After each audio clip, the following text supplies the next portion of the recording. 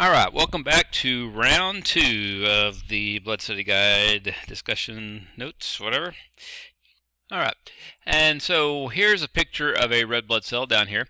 And basically, one of the things that make red blood cells unique is when they're developing, they're originally a big round cell like this with a nucleus, but somewhere along the development, before it becomes ready for prime time, as it were, it pops out the nucleus, and that makes the cell collapse in the middle, so you have this little dip in the middle, almost like a donut. It does the same thing on the other side, except for it doesn't meet in the middle, so you don't actually have a hole in it, but it has this, comes in on both sides, and so this is what it is, comes in, so it's called a biconcave disc because it basically comes in or has a concave surface on both sides. Now, the advantage of that is that since its job is mostly to pick up oxygen, oxygen anywhere in here is pretty close to the outside of the cell, so oxygen can get into anywhere or out of it pretty easily. Now, since there is no nucleus, we say it is anucleate. Anucleate just means it doesn't have a nucleus. All right, it has very few organelles because really, basically, all this does is just float down. It's like an inner tube floating down the river. It doesn't really have to do much. It floats down the blood, and oxygen. When it gets in the lungs, where there's lots of oxygen, oxygen flows into it because it's easy to get into because everywhere's near the surface of the cell. When it gets to body tissues, oxygen flows out of it. For the same reason, and so really it works out very nice for it, but it doesn't really need a lot of organelles because it doesn't do a whole lot. It just kind of floats down there. Now, some of the characteristics that make it a good thing to carry oxygen is, one, it doesn't have any mitochondria. Okay, no mitochondria.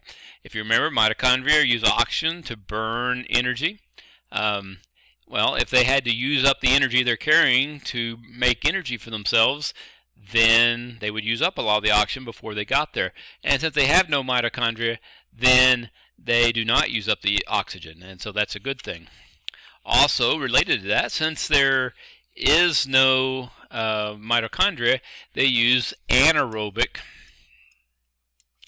respiration or anaerobic ways of metabolizing or getting energy. Okay, anaerobic means without oxygen. So what little energy it needs, it can get without using up the oxygen. Once again, you don't want to use up the oxygen you're carrying. And as we already talked a little bit about, the shape means that there's nowhere in the cell that's very far from the surface, so that makes it easy for oxygen to move into or into the cell when it's in the lungs and out of the cell when it gets to the body tissues. So it makes it easy for things to get in and out. Okay, if you had a big fat cell like this, then there would be a long distance. If it was spherical all the way around and everything, it would, some of those hemoglobin in the middle, which is the chemical that carries it, the oxygen, would be a long way from the edge, and the oxygen would never get in or out to that hemoglobin. Okay, so basically they have very few organelles. Basically they are just sacs of hemoglobin, which is what bonds to the oxygen and carries it, and that's really about all they have to do. Now, technically, the amount of oxygen in the blood then depends on the amount of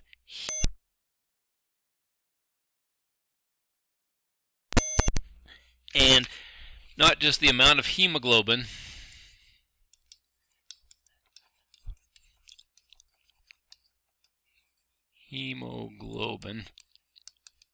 but it has to be the amount of properly functioning or properly working hemoglobin. Okay, you could have hemoglobin, but if it's not functioning properly, then it's not going to do you any good. All right. A lot of times people say, well, the amount of red blood cells determines whether you have anemia or not, and they say anemia is when you don't have enough red blood cells.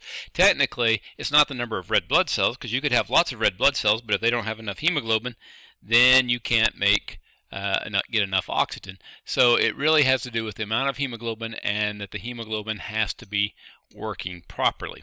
Okay, so anemia then, you may have heard of anemia. Anemia can be a very common condition for various reasons, but it's a decrease in the oxygen carrying capacity of the blood. When it can't carry enough oxygen, okay, it's a decrease in the oxygen capacity because it can't carry enough oxygen. Now, usually that's going to be because there's a low number of red blood cells.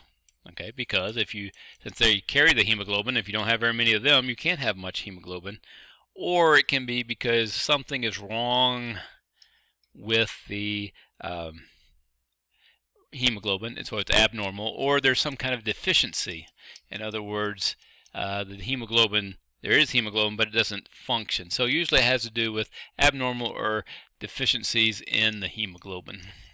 All right, and those two things are basically cause anemia. Now, having said that, there are some very specific ways or types of, there are at least 6 different types of anemia that you can have.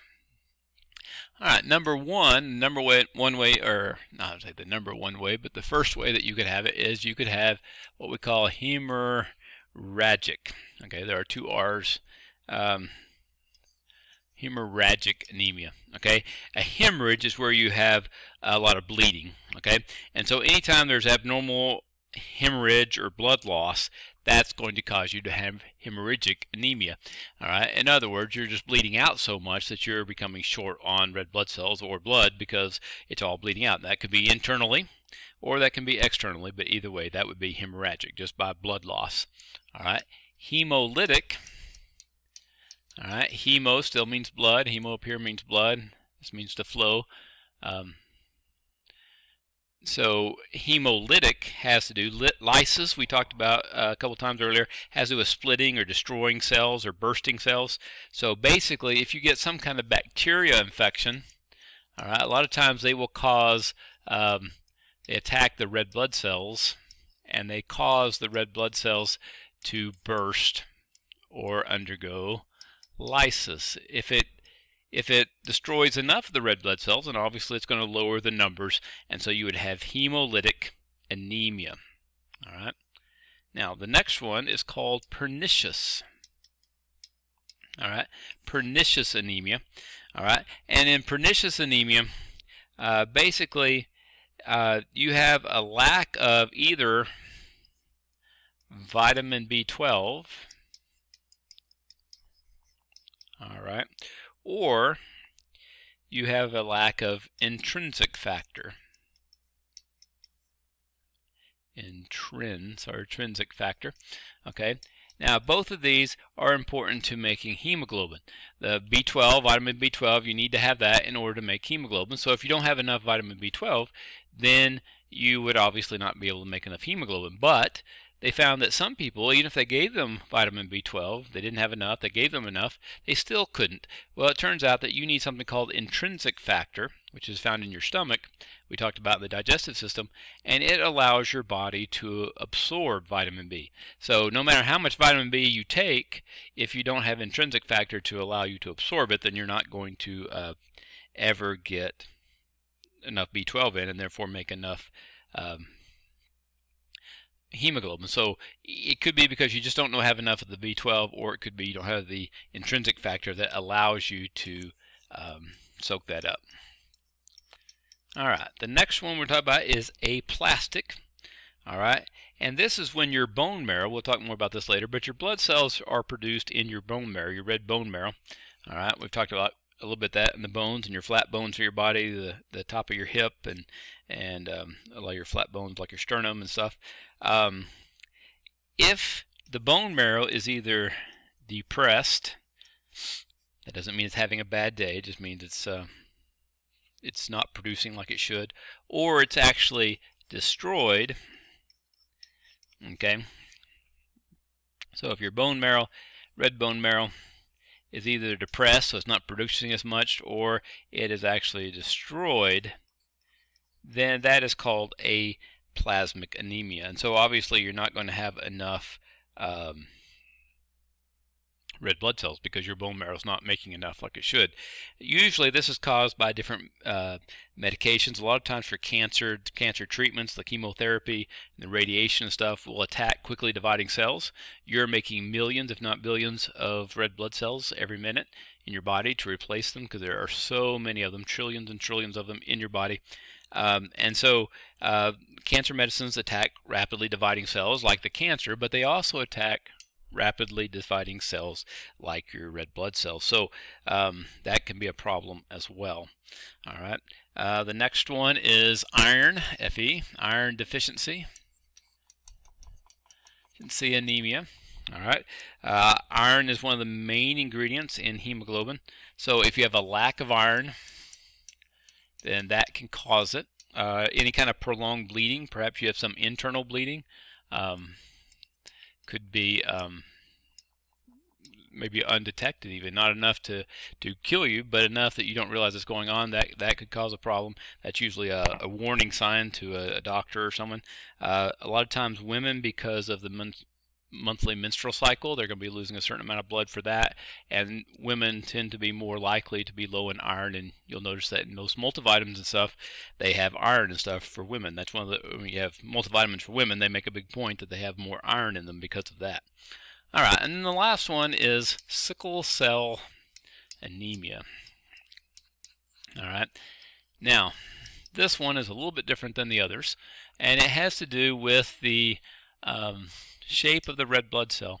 Normally, we talked about the shape of the red blood cell is kind of this biconcave disc, nice thing there. Now, when the amino acids that make this protein come up, if they are slightly off, okay, there's the regular one up there. Let's put the other one here. There's a mutation here, okay, instead of pro-glu-glu, which is the amino acids, you have pro-valine glue, okay, part of glutamic acid. But anyhow, the valine replaces one of the glues here. There's a mistake, and when it does that, part of the problem is it changes the shape. Instead of this nice big concave disc, now you have this flat, almost looks like a potato chip, but it's called a sickle cell, like a sickle that you use to harvest grain with a blade like this, okay, and then you'd have a handle down here, and you would Death or the Grim Reaper usually has something like that, okay. And because of that, when a cell makes that shape, it does not pick up oxygen like it normally was. It also ruptures a lot of times, and then the pieces of it start blocking up your blood vessels. Eventually, very often, you will die from kidney failure because it clogs up the kidneys, and the kidneys do not work properly. Now, sickle cell anemia is a genetic disease. You inherit it, okay? And it is caused by recessive. Let's just say we have a big S and a little s, okay? If you are a big S, little s, you are a carrier, and we say you have sickle cell trait. Okay, you have the trait for sickle cell, but it's not expressed. Now, if you're little s, you are sickle cell anemic. Okay, so you have sickle cell anemia. All right, and you're SCA.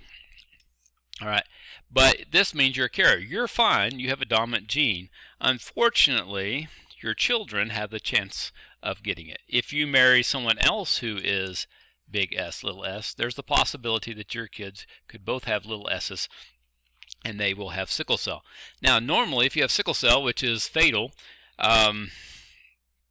it's going to become less common because people who have it tend to die out, and their children tend to die out. So after a while, you would think, well, there's not going to be much of it around. And that is possibly true in some parts of the world, but it turns out that having the trait, having sickle cell trait, changes your blood cell enough that it increases your odds of surviving malaria. And it turns out if you have sickle cell trait, you may have a few, even though your cells may not be completely messed up like this, they will leak potassium out. Well, it turns out the little protozoa that gets in your blood and destroys your cells is killed. Let's make that our little protozoa, is killed by this potassium leaking out. So if you are a big S, little s, the odds of your surviving malaria are higher than people who do not have the trait. Okay, so the good news is you're less likely to die from malaria. The bad news is you're more likely to pass on your trait, and your kids are more likely to die from sickle cell. But because it gives them an advantage that allows them to survive malaria, it increases the odds the gene will be passed on. And so in areas where malaria is common, there's still a lot of people that have sickle cell trait, and sickle cell is a problem. So around the equator, where the mosquitoes that spread malaria are common, it is a lot more common than it is in places farther up north. All right, and that's it for part 2. We'll come back for some more next time.